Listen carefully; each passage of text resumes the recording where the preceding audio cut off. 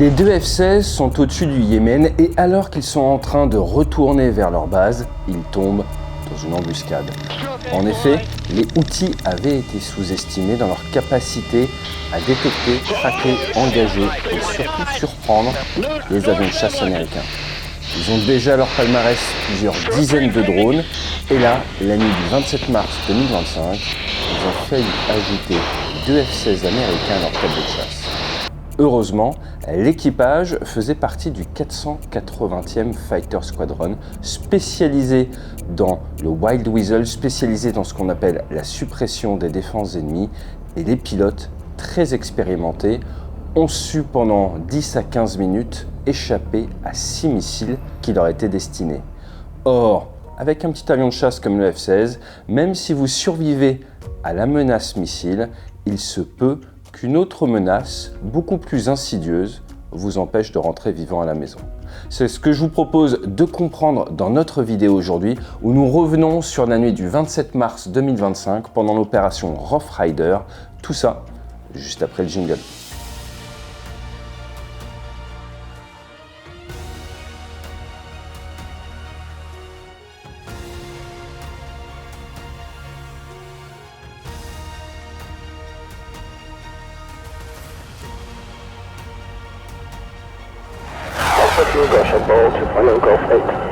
Roger ball.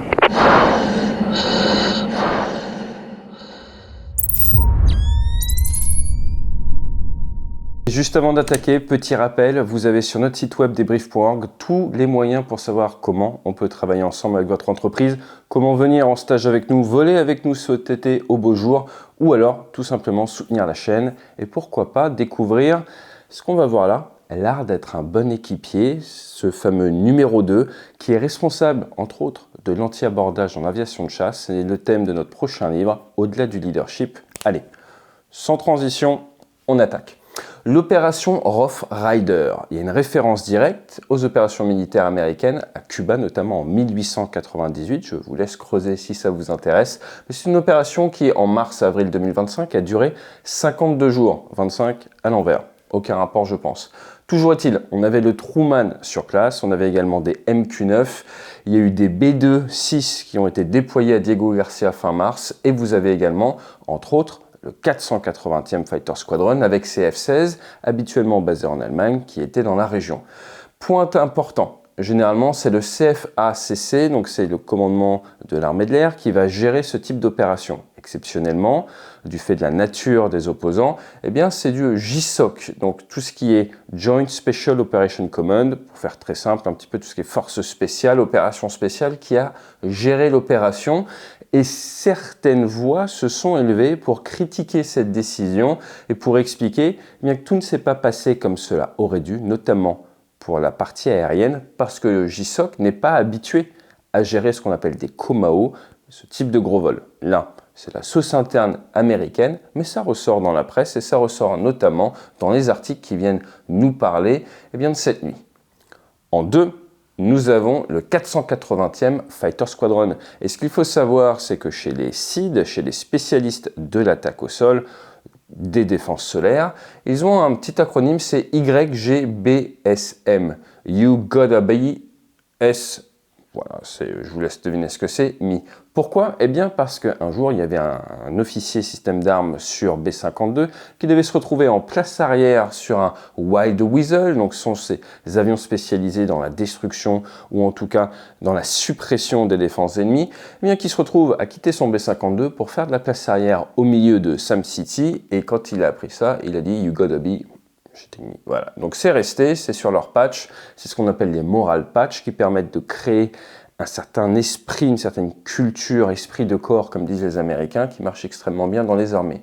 Toujours est-il, le 480e, ils ont cette longue tradition depuis les années 60. Ils aiment bien dire également qu'ils sont first in, last out, les premiers à entrer sur le territoire, les derniers à sortir, car encore une fois, au sol, vous allez avoir des radars de veille, des radars de conduite de tir, radars de veille qui doivent s'allumer pour détecter les avions entrants, radars de tir qui ensuite doivent s'allumer pour guider les missiles vers leur cible. Et leur objectif, c'est d'attirer ces conduites de tir, de pouvoir, si possible, détruire ou faire éteindre les différents radars. Point important, leurs F-16 sont équipés de radars à antenne active, donc ce qui se fait de mieux, ils ont forcément des AGM-88, mais c'est également une unité qui ne fait pas que de l'attaque au sol, et ça a été les premiers à avoir les APKWS, dont on parle beaucoup sur cette chaîne, ces petites roquettes de 70 mm pour faire de la chasse au drone. Donc le 480e a une très grosse expérience en chasse au drone, ils ont 108 kills confirmés, et ils ont eu le premier tir et le premier kill avec un AIM-9M depuis 30 ans, contre des drones. Donc grosse expertise en chasse aérienne, mais également en chasse au sol. Donc vous l'aurez compris, c'est tout simplement à l'heure actuelle un des escadrons avec le plus d'expérience de l'armée américaine. Vous avez Skate, un lieutenant-colonel qui va recevoir la Bronze Star pour ses opérations dans le Golfe. Et vous avez en équipier Danger, un major, donc on est sur des grades très élevés, le commandant d'unité, probablement quelqu'un, peut-être pas le numéro 2, mais pas loin. Et leur unité va faire pendant ces opérations 9000 heures de vol, 1400 vols et engager 22 systèmes solaires. Alors ça nous fait une moyenne de 6,4 heures de vol. L'armée américaine ne nous dit pas où ils étaient basés, ce que l'on sait seulement c'est qu'ils devaient passer par la mer Rouge à chaque fois. Donc vous avez Djibouti là, sinon au nord vous avez l'Arabie Saoudite. Autre point intéressant, leur unité avait 12 F-16, qui est une taille d'unité assez classique, et que le temps de vol dans l'armée, ça vous le savez peut-être pas, est un temps de vol pur. Quand on parle par exemple que pour être au standard OTAN, il faut 180 heures, la manière dont nous comptons les heures dans l'armée, ce n'est pas bloc-bloc, c'est purement vol. Donc là, on est sur des heures de vol pures. Les Américains disent, quand tu es pilote militaire, pour ramener ça en heure bloc-bloc, tu rajoutes 0,3, tu rajoutes 18 minutes. Un avion de ligne, on compte l'heure de vol. À partir du moment où vous avez le bloc, vous commencez à reculer jusqu'au moment où vous vous arrêtez au parking. Une aviation légère, normalement c'est ça également. Dans certains cas, même certains comptent à l'horodateur, c'est à partir du moment où ça tourne et vous êtes facturé. Donc voilà, petit détail technique, dans l'armée, c'est du vol pur, donc ça fait 7 à 7h30 dans l'avion, facile à chaque fois si vous faites des vols de 6.4. Alors, qu'est-ce qui s'est passé dans cette nuit? Vous aviez une mission contre la capitale Sanaa. Comme l'on sait, ils sont arrivés par la mer Rouge. Érythrée, Djibouti, Somalie, Sanaa, vous êtes à 160 km à vol d'oiseau de la côte.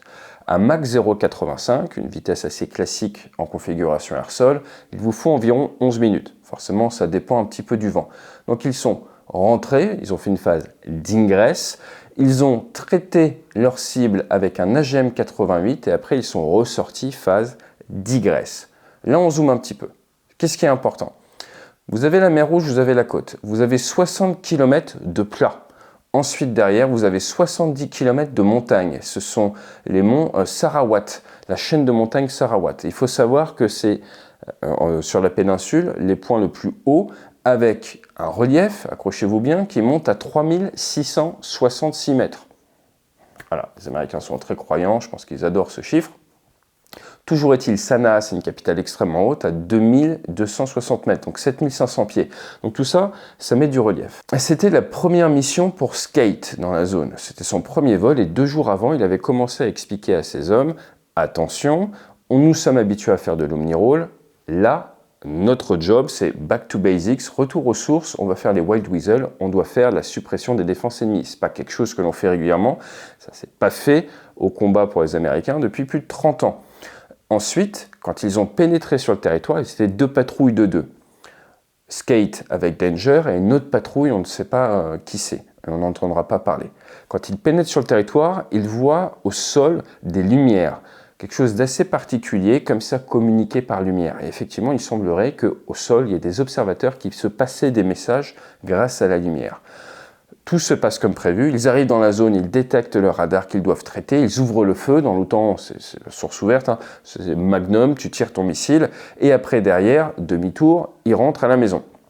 Pendant cette phase de retour, ils vont se faire spotter ou spiker. Un spot, c'est un radar de veille qui te détecte. Un spike, c'est un radar de conduite de tir qui te tombe dessus.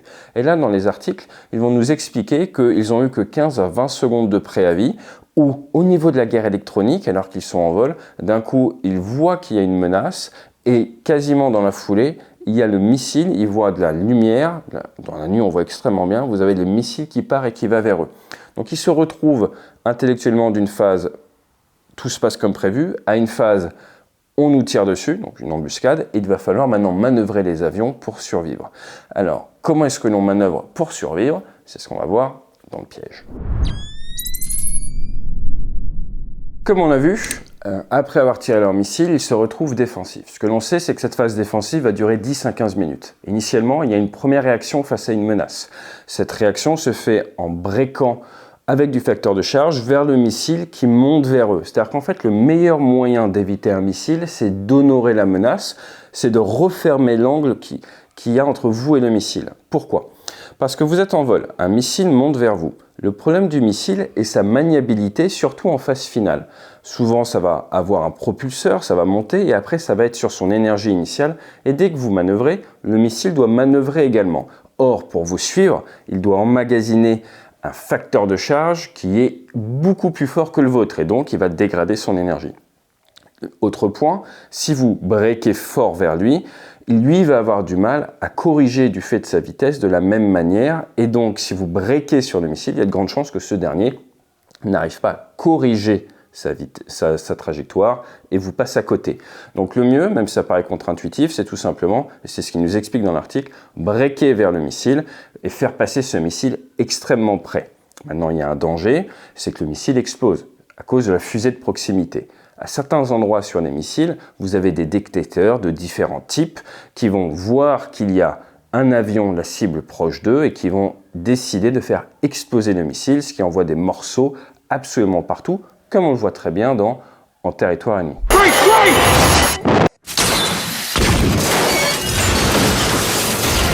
Par contre, en territoire ennemi, le missile pousse pendant de longues dizaines de minutes, ça, ce n'est pas réaliste. On va donc apprendre que Skate a un missile qui lui passe à quelques mètres, donc volontairement, que pour Skate Danger, c'est environ 10 mètres qu'il croise le missile. Derrière, ils vont nous expliquer qu'ils ont la post-combustion, donc cette flamme derrière le F-16, parce qu'ils demandent toute l'énergie disponible à l'avion pour pouvoir manœuvrer, parce que dès que vous breakez, vous venez perdre en fait en énergie, puisque vous dégradez votre énergie. Ils ne nous disent pas s'ils ont largué les bidons également, ça on ne le sait pas, on n'a vu aucune photo, mais ça peut être logique également de vouloir alléger votre avion le plus possible, ce qui va avoir un impact sur vos emports et vos capacités. À aucun moment ils ne nous disent qu'ils vont tenter d'attaquer les systèmes qui leur ont tiré dessus ou que l'autre patrouille va tenter de les attaquer. Ils nous expliquent qu'ils vont tenter de s'enfuir en fait du pays, de partir, et là ça fait forcément penser à un film mythique français. Pas du tout, pas du tout. Mais c'est important de comprendre que le métier du militaire, c'est de ramener sa machine après avoir fait son job. Donc c'est tout à fait normal et c'est cohérent. Par contre, quand vous avez la post-combustion allumée, le danger dont je vous parlais en introduction, c'est le pétrole. En anglais, quand on brûle du pétrole, on dit « to burn fuel ». Comme vous le savez, je fais des interventions en entreprise. Il y a un parallèle que j'aime bien faire sur la gestion de l'énergie, très importante en tant que pilote, pour vous, votre énergie personnelle sur des vols de 6-7 heures, très importante pour votre aéronef. En fait, on est là pour gérer l'énergie en combat. Et bien en fait, ce qu'il faut comprendre, c'est que dans un avion de combat, vous gérez votre pétrole en permanence. Vous brûlez du pétrole, plein réduit, vous consommez quelques kilos par minute, plein gaz, plusieurs centaines de kilos par minute. Et to burn fuel, si tu ne fais pas attention à ta quantité de pétrole, à un moment, you're left burned out. Et quand tu es burned out avec un avion de combat, avec un F-16 par exemple, tu as encore quelques minutes de contrôlabilité de l'avion et après il faut t'éjecter, tu vas avoir des soucis. Avec un Rafale, c'est quasi l'éjection tout de suite parce que tu ne peux plus contrôler l'avion. Donc du coup, on part en vol en calculant un joker et un bingo. Le joker, c'est le pétrole auquel tu peux encore faire une manœuvre de combat avant d'être au bingo et de devoir rentrer. Le bingo, tu es au pétrole qui fait qu'il faut que tu te mettes en régime économique et que tu rentres à la maison, ce qui n'est pas très tactique. Et donc là, ils vont se retrouver en fait à passer sous le bingo qui a été réfléchi pour te ramener avec une quantité de pétrole minimum qui dépend de la situation géopolitique et de la condition météo au terrain. Et donc là, le CAOC va les aider, donc le centre de commandement qui gère un petit peu tous les aéronefs, et va leur envoyer un tanker en interception à leur rencontre. Donc le tanker, normalement, de ce qu'on comprend, il est en mer Rouge. et il va accepter d'aller au-dessus du territoire ennemi pour venir à leur rencontre. Et en gros, vous avez la station volante flottante, la station essence qui vient à votre rencontre. Alors moi, ça m'est arrivé plusieurs fois au combat de devoir commander des tankers comme ça, tout en gérant des cibles au sol, pour des raisons de timing et de pétrole. C'est quelque chose d'assez classique. Là, ce qui est moins classique, c'est quand dans une zone qui normalement présente des risques sol-air, et donc tu ne demandes pas au tanker d'y aller, ça a dû être calculé sans. Mais 10 minutes sur la post-combustion, ou pas loin, ça vous coûte énormément de pétrole, et donc il n'aurait sûrement pas eu le pétrole nécessaire pour rejoindre la mer Rouge. Donc l'équipage du tanker, les 2 membres d'équipage, pilote plus le boomer, vont d'ailleurs se voir décorer, on va pas tarder à en entendre parler, et heureusement, les tankers sont venus, le leader a fait ravitailler son 2, donc Danger en premier, après lui, et ils ont pu rentrer vivants à la maison. Alors, le point qui est très intéressant, c'est quand ils sont posés, il y avait tout le monde qui les attendait, ils étaient 30 à l'arrivée, ça s'est su forcément. Ils ont reçu chacun la Silver Star, il y en a moins de 100 qui ont été donnés depuis 1946 pour ce vol, que leur escadron, en tout, sur la durée de l'opération, a tiré 48 armes pour, comme on l'a dit tout à l'heure, 22 sites traités, mais pas sur ce vol-là. Sur ce vol-là, eux, chacun en ont tiré un. Et surtout, ce qui est très intéressant, c'est qu'on voit qu'ils ont sous-estimé la menace outil.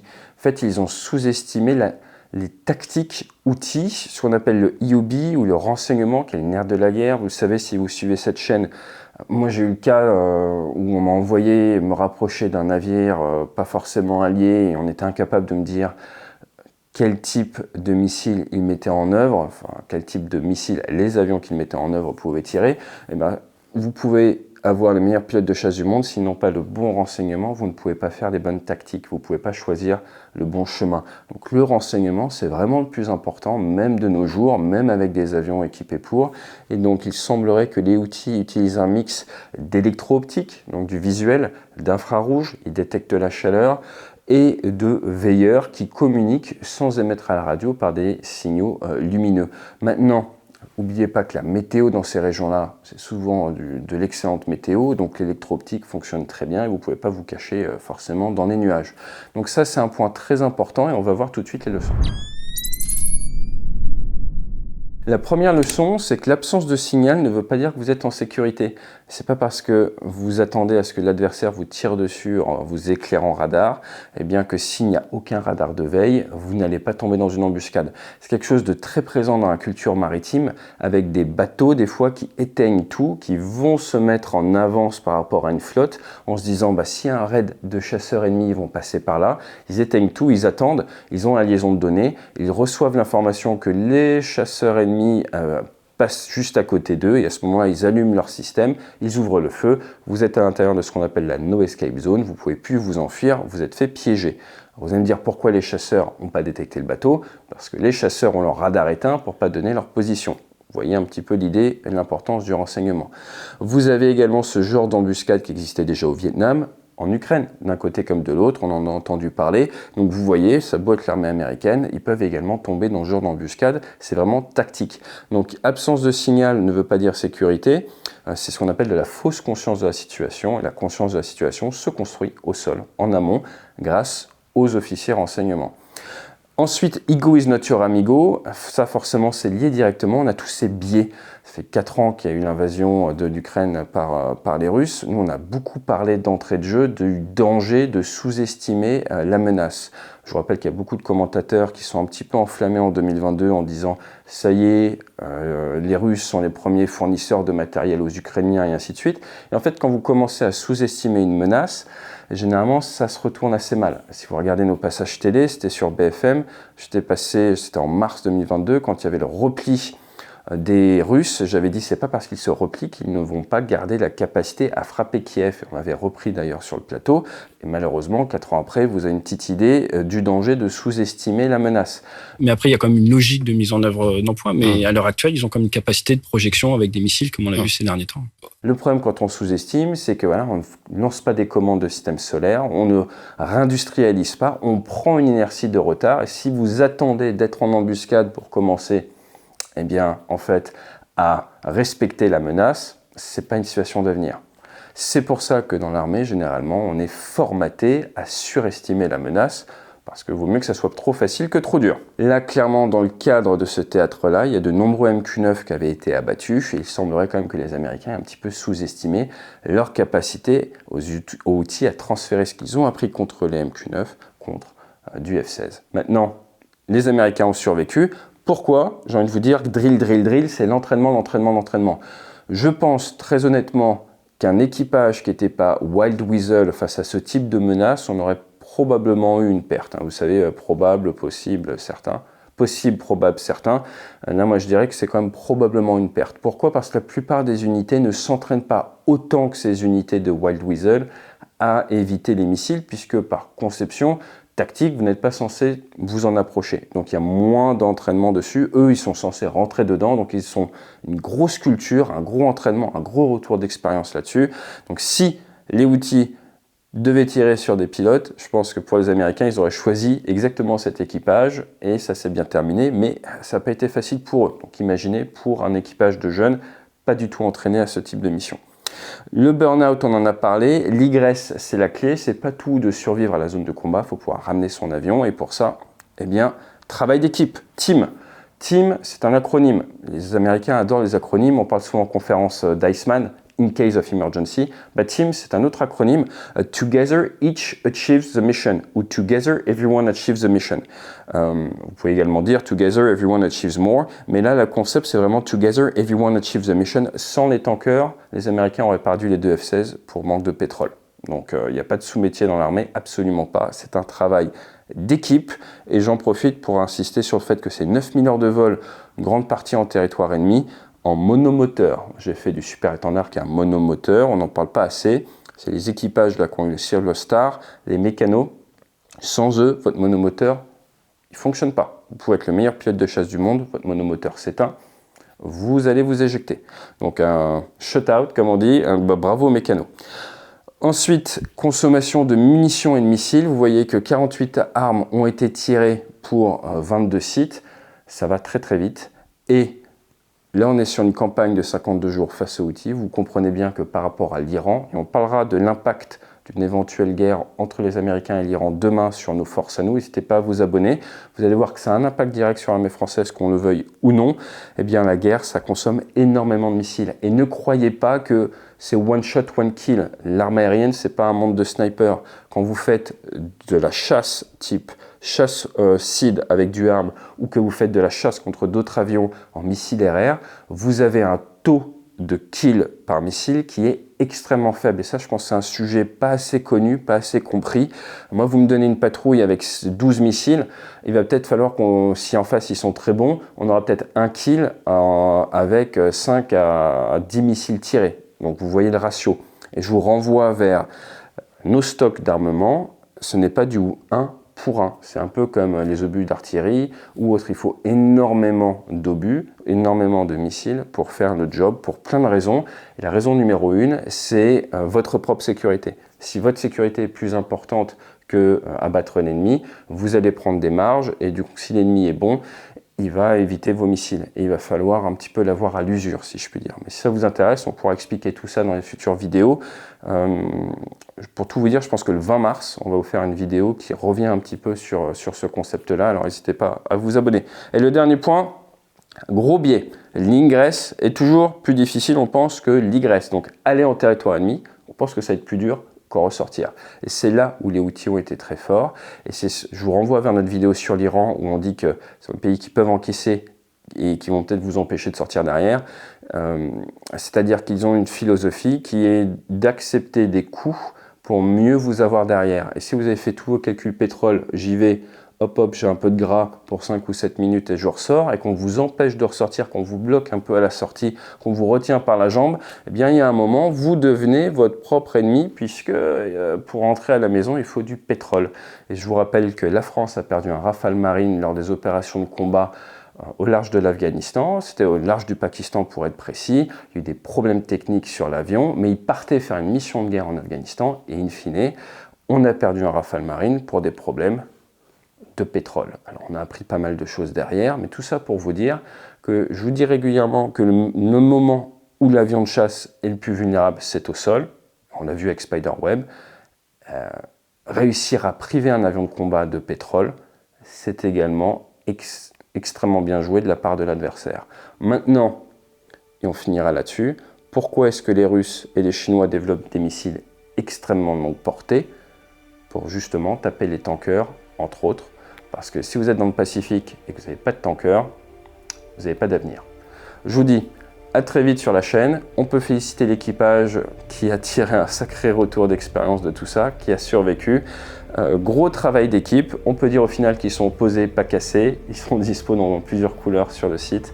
Merci à tous ceux qui en ont commandé. Merci à ceux qui ont fait les précommandes et qui ont du coup gagné un petit patch 551 Wingman là, pour les préventes de Au-delà du leadership. Je vous dis à très vite sur la chaîne. Fly safe.